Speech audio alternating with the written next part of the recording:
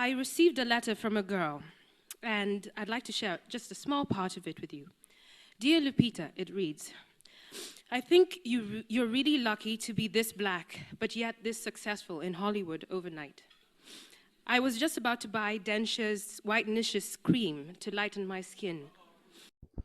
Hearing that part alone, it saddens me. It really does saddens me.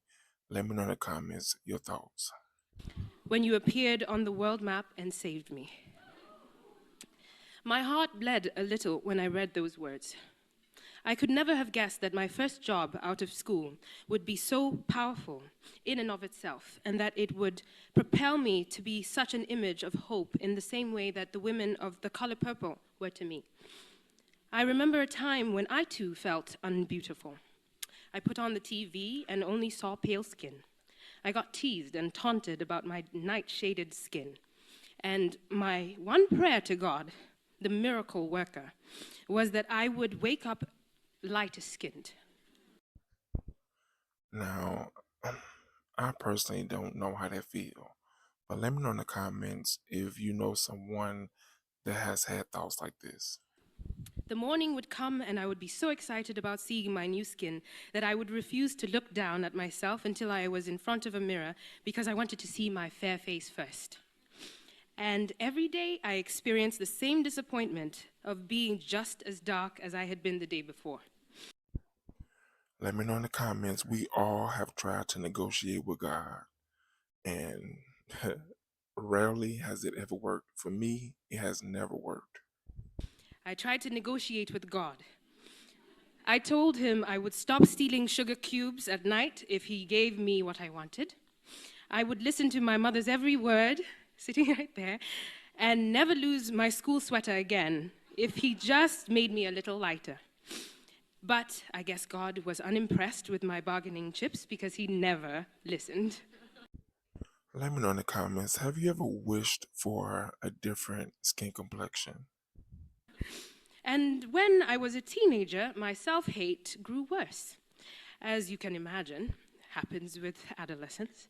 My mother reminded me often that she thought I was beautiful.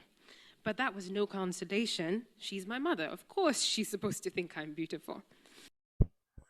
Also, let me know what is the absolute best compliment that your mother has ever given you.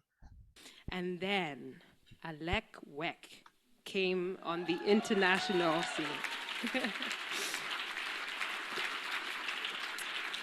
A celebrated model. She was dark as night. She was on all the runways and in every magazine, and everyone was talking about how beautiful she was. Even Oprah called her beautiful. And that made it a fact. Take this time and tell me your opinion on Oprah, whether you like her, dislike her, and also let me know why. I'm curious. I couldn't believe that people were embracing a woman who looked so much like me as beautiful. My complexion had always been an obstacle to overcome, and all of a sudden, Oprah was telling me it wasn't. It was perplexing, and I wanted to reject it because I had begun to enjoy the seduction of inadequacy. But a flower couldn't help but bloom inside me. When I saw Alec, I inadvertently saw a reflection of myself that I could not deny. Now, I had a spring in my step because I felt more seen, more appreciated by the faraway gatekeepers of beauty. But around me, the preference for light skin prevailed. To the beholders that I thought mattered, I was still unbeautiful. And my mother again would say to me, "You can't eat beauty. It doesn't feed you." And these words played and bothered me. I didn't really understand them until finally I realized that beauty was not a thing that I could acquire or Be honest in the comments. Tell me, what is your thoughts and your definition on what beauty is? consume. It was something that I just had to be. And what my mother meant when she said, "You can't eat beauty," was that you can't rely on how you look to sustain you. What actually sustains us, what is fundamentally beautiful, is compassion for yourself and for those around you. That kind of beauty, excuse me. That kind of beauty inflames the heart and enchants the soul. It is what got Patsy in so much trouble with her master. But it is also what has kept her story alive to this day. We remember the beauty of her spirit, even after the beauty of her body has faded away. And so, I hope that my presence on your screens and in magazines may lead you, young girl, on a similar journey.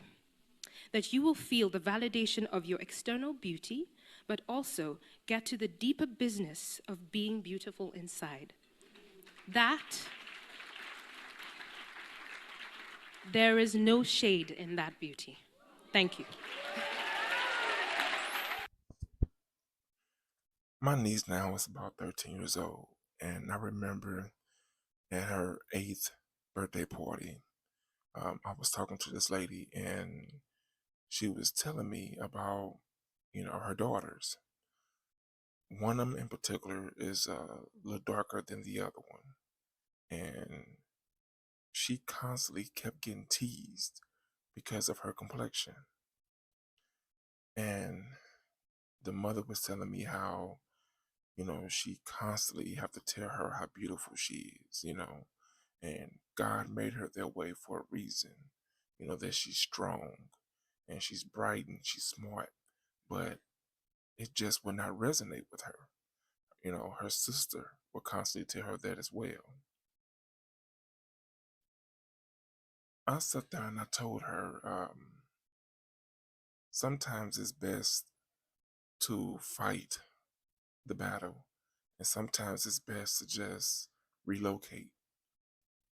She was getting so much of a headache because of the school she was in, the environment, the kids. And sometimes kids are a blessing around your kids, and sometimes they are very nasty and hateful. Let's be honest. The last time I heard, you know, her child is doing amazing. She no longer think those negative thoughts about herself, and it made me happy. Let me know in the comments, have you ever been around a situation like that? Do you know of anyone that wishes different for themselves, especially when it comes to skin complexion? Um, Also, please consider giving this video a like, and I would love for you to subscribe to the family. And also, in case you didn't know, this channel is all about giving the Black woman her flowers.